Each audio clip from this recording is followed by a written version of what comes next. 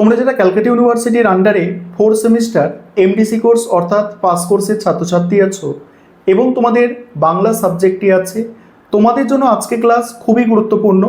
আজকে ক্লাসে তোমাদের CC5 পেপার অর্থাৎ প্রাগ আধুনিক বাংলা সাহিত্য 1 এই পেপারের শেষ মুহূর্তের সাজেশান নিয়ে আলোচনা করব, অর্থাৎ লাস্ট মিনিট সাজেশান নিয়ে আলোচনা করব। তোমরা জানো যে গতকাল 17ই আগস্ট DSCC5 পেপার অনার্সের ছাত্রছাত্রীদের পরীক্ষা হয়েছে এবং তোমরা যেটা CC5 পেপার হিসাবে পরীক্ষা দিতে চলেছো, অনার্সের ছাত্রছাত্রীদের এটা DSCC5 পেপার হিসাবে পরীক্ষা অলরেডি হয়ে গিয়েছে এবং অনার্সের প্রশ্নপত্রটা তোমাদের সঙ্গে শেয়ার করব এবং তোমাদের জন্য কোনগুলো গুরুত্বপূর্ণ সেগুলো নিয়ে আলোচনা করব। দেখো, তোমাদের এই বাংলা সাবজেক্টে সবসময় টার্গেট রাখতে হবে কি বড় প্রশ্ন, অর্থাৎ 15 নম্বরের প্রশ্ন 3টেই অ্যান্সার করতে হবে, কারণ 45 নম্বর ওখানেই এবং ওটাই হচ্ছে তোমাদের প্লাস পয়েন্ট হবে, যে সর্বোচ্চ নম্বর পাওয়ার জায়গা হচ্ছে ওই জায়গাটা। অর্থাৎ বড় প্রশ্নগুলো কোনোভাবেই মিস করলে চলবে না এবং সাজেশান ভালো করে দেখো। বড় প্রশ্ন তোমরা এখান থেকে অবশ্যই কমন পাবে, খুব ভালো করে মনোযোগ দিয়ে সাজেশানটা তোমরা। তোমাদের যেটা CC5 পেপার আছে এমডিসি কোর্সে অনার্সের 17ই আগস্ট সেটা DSCC5 পেপার হিসাবে পরীক্ষা হলো, একই সিলেবাস প্রাক-আধুনিক বাংলা সাহিত্য 1, এটা তোমাদের এমডিসি কোর্সের CC5 পেপার। অনার্সে কি বড় প্রশ্ন এসেছে একটু দেখে নাও, তারপরেই তোমাদের আমি লাস্ট মিনিট সাজেশানটা নিয়ে আলোচনা করব এবং সেক্ষেত্রে তোমাদেরও বুঝতে সুবিধা হবে। দেখো, এখানে মাথুর বলতে কি বোঝো, প্রবাস ও মাথুরের মধ্যে পার্থক্য, মাথুর রসপর্যায়ের শ্রেষ্ঠ পদকর্তা কে, আর পাঠ্য পদ অবলম্বনে মাথুর পর্যায়ে তার কবি প্রতিভা। তারপর বৈষ্ণব পদাবলীর অন্তর্গত আপেক্ষানুরাগ বা ও প্রেম বৈচিত্র্য, এই প্রশ্নটা এসেছে এবং তারপরে মডিউল 2 থেকে এসেছিল মুরারি শীল ও ভারু দত্তের চরিত্র, মানে কবি কঙ্কনের দক্ষতা। আর কবি কঙ্কন মুকুন্দ চক্রবর্তীকে দুঃখবাদী কবি বলা যায় কিনা। আর 3 নম্বর মডিউল থেকে এসেছিল আগমনী বিজয়ার তৎকালীন সামাজিক পারিবারিক জীবন এবং ভক্তের আকুতি বিষয়ক পদে রামপ্রসাদ সেনের কৃতিত্বের পরিচয়। এইগুলো হচ্ছে বড় প্রশ্ন হিসাবে এসেছিল। এবার তোমাদের কি 15 নম্বরের প্রশ্ন আসতে পারে সেটা ভালো করে বুঝে নাও, কারণ 5 নম্বরের প্রশ্ন তো ঘুরিয়ে ফিরিয়ে আসবে, 2-1টা প্রশ্ন নতুন তোমরা পাবে। তবে তোমাদের জন্য কিছু প্রশ্ন তো আমি বাছাই করে রেখেছি, সেখান থেকে মোস্ট ইম্পর্টেন্ট প্রশ্নগুলো তোমরা দেখে নিতে পারো। তবে 15 নম্বরের প্রশ্ন আমরা সবসময় টার্গেট করি যে 3টে প্রশ্ন আমাদের লিখতেই হবে এবং 15 নম্বরের ভালো করে তৈরি করতে হবে, কারণ 15 নম্বরের প্রশ্ন কমন পাওয়া সহজ এবং সেগুলো কিন্তু অবশ্যই লিখতে হবে ভালো নম্বর পাওয়ার জন্য। দেখো, তোমাদের মডিউল 1 থেকে দেখো, মডিউল 1 থেকে 15 নম্বরের যেগুলো সাজেস্ট করেছি তার মধ্যে স্টার দেওয়া প্রশ্নগুলো সব থেকে গুরুত্বপূর্ণ। প্রথম প্রশ্ন আছে অভিসার, অভিসারের সংজ্ঞা, আর এই পর্যায়ের পদ রচনায় গোবিন্দ দাসের শ্রেষ্ঠত্ব বিষয়ে আলোচনা।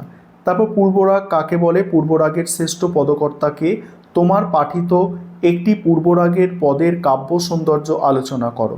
কি মোহিনী জানু, কি মোহিনী জানো বন্ধু, কি মোহিনী জানো, পদটির ভাব সৌন্দর্য ও কাব্য সৌন্দর্য বর্ণনা করো। এই 3টি খুব ভালো করে দেখবে এবং তারপরে বাকি আরও 3টে প্রশ্ন দেয়া আছে। দেখো, যে অভিসার কাকে বলে, অভিসার পদের শ্রেষ্ঠ পদকর্তাকে, তোমার পাঠিত একটি পদ অবলম্বনে তার মানে কবি কৃতিত্ব আলোচনা করো। এখানে মডিউল 1 থেকে কি এসেছিল দেখো, আরও একবার তোমাদের আমি দেখিয়ে দিই। এখানে হচ্ছিল মাথুর এসেছিল এবং বৈষ্ণব পদাবলীর আপেক্ষানুরাগ এবং প্রেম বৈচিত্র্য, এটা এসেছিল। ঠিক আছে, আর তোমাদের আমি এখানে বললাম যে যেগুলো ভালো করে করতে সেগুলো করবে। তারপরে দেখো, এই নিচে 2টো প্রশ্ন অর্থাৎ 5-6 নম্বরের প্রশ্ন একটু দেখে যাবে, তবে প্রথম 4টি প্রশ্ন সব থেকে গুরুত্বপূর্ণ। তারপরে মডিউল 2 থেকে দেখো, মডিউল 2 থেকে প্রথম প্রশ্ন হচ্ছে 15 নম্বরের গ্রন্থ উৎপত্তির কারণ অংশটি অবলম্বনে মুকুন্দ চক্রবর্তীর সমাজ ভাবনার পরিচয়, খুব ভালো করে দেখবে। তারপর হচ্ছে কালকেতু ফুল্লরার চরিত্র চিত্তনে কবি মুকুন্দ চক্রবর্তীর প্রতিভা, খুব ভালো করে দেখবে। চণ্ডীমঙ্গল কাব্যের প্রথম খণ্ড অবলম্বনে সমকালীন বাস্তবতার পরিচয়। তারপর ভারু দত্তর চরিত্রটি সেই যুগে কেন বর্তমান যুগেও সমভাবে মানানসই আলোচনা করো, এই প্রশ্নটা একটু দেখতে পারো। তবে এই প্রথম তিনটে প্রশ্ন এবং শেষ দুটো প্রশ্ন ভালো করে দেখো। ফুল্লরার 12 অংশ অবলম্বনে ফুল্লরার দুঃখ দুর্দশার বিবরণ দাও এবং এর মধ্যে দিয়ে প্রতিফলিত সমাজচিত্র বর্ণনা করো। কালকেতুর ভোজন অংশ অবলম্বনে কালকেতুর ভোজনের সবিস্তার বিবরণ দাও এবং তৎকালীন খাদ্যাভ্যাসের পরিচয় দাও। সব প্রশ্ন এগুলো আমি অ্যান্সার তোমাদের করিয়েছি, ইউটিউবে একটু সার্চ করে দেখবে, তোমরা পেয়ে যাবে।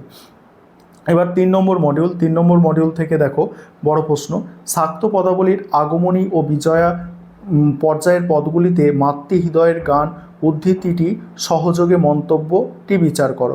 তারপর এই প্রশ্নটা দেখো 15 নম্বরে এসে গিয়েছে অনার্সে, তোমরা তাও একটু দেখতে পারো, ঠিক আছে।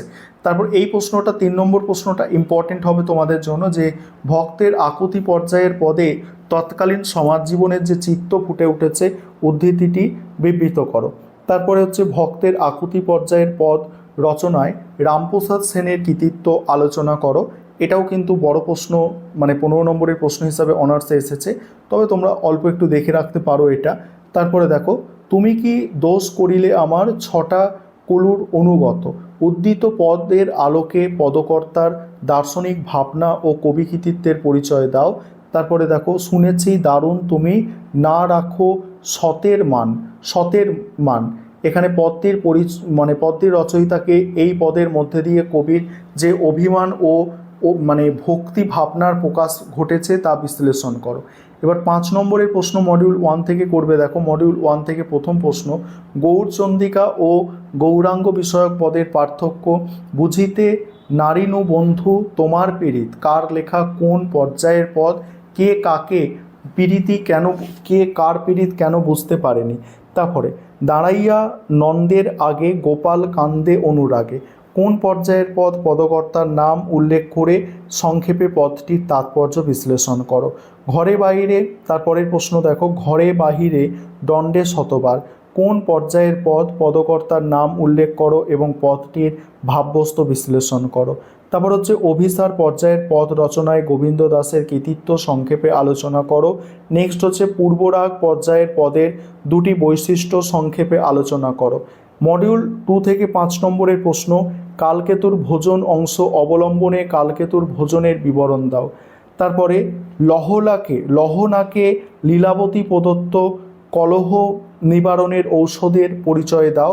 টিকা হচ্ছে ফুল্লরার 12 তারপরে চণ্ডীমঙ্গল, পরের প্রশ্ন হচ্ছে চণ্ডীমঙ্গল কাব্যের প্রথম খণ্ডে তৎকালীন সমাজ ব্যবস্থার একটি সংক্ষিপ্ত পরিচয়। মুকুন্দ চক্রবর্তীর কাব্যে ভারদত্ত চরিত্রের প্রাসঙ্গিকতা সংক্ষেপে লেখো। গ্রন্থ উৎপত্তির কারণ অংশে মুকুন্দ চক্রবর্তীর যে আত্মপরিচয় দিয়েছে তা সংক্ষেপে লেখো। তারপর 3 নম্বর মডিউল থেকে তুমি কি দোষ করিলে আমার 6টা কলুর অনুগত, কার লেখা, কোন পর্যায়ের পদ, 6টা কলুর পরিচয় দিয়ে অংশটির তাৎপর্য ব্যাখ্যা করো। তারপরে শুনেছি দারুণ তুমি না রাখো সতের মান, কার লেখা, কোন পর্যায়ের পদ, কে কার প্রতি কেন এই মানে অনুযোগ করেছেন, ঠিক আছে, কার প্রতি কেন অনুযোগ করেছেন। তারপরে বাকি প্রশ্নগুলো তোমরা দেখে নাও, আর তোমাদের 15 নম্বরের যেগুলো বলেছি সেগুলো ভালো করে দেখো। এবং 5 নম্বরের প্রশ্ন ওইভাবে কমন পাওয়া যায় না, 5 নম্বরের 1 নম্বরের প্রশ্ন বাংলায় পুরোপুরি 100% ওইভাবে কমন পাওয়া যায় না। বিভিন্ন সাজেশান তোমরা দেখো, আরও স্যারেরা সাজেশান পোস্ট করেছে ইউটিউবে, সেগুলো দেখো এবং সেগুলোকে অ্যাডজাস্ট করে যেগুলো দেখছো সব জায়গায় স্যারেরা দিয়েছে, মানে সেগুলো একটু বেশি গুরুত্বপূর্ণ, সেগুলো একটু ভালো করে তোমরা তৈরি করবে। আশা করি এইভাবেই তোমরা সর্বোচ্চ সংখ্যক 5 নম্বরের প্রশ্ন কমন পেতে পারো।